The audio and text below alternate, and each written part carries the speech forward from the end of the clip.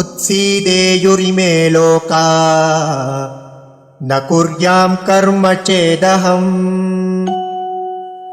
शङ्करस्य च कर्ता स्याम् उपहन्यामिमाः प्रजाः।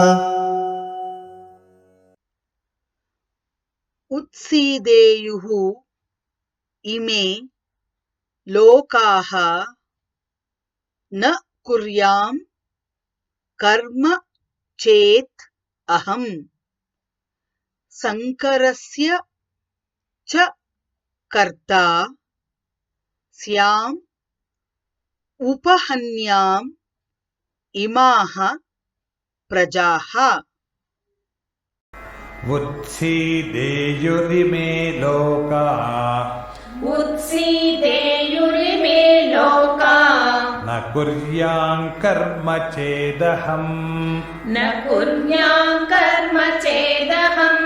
शङ्करस्य च कर्ता स्याम् उपहन्यामिमाः प्रजाः। उत्सीदेयुरिमे लोका न कुर्यां कर्म चेदहम्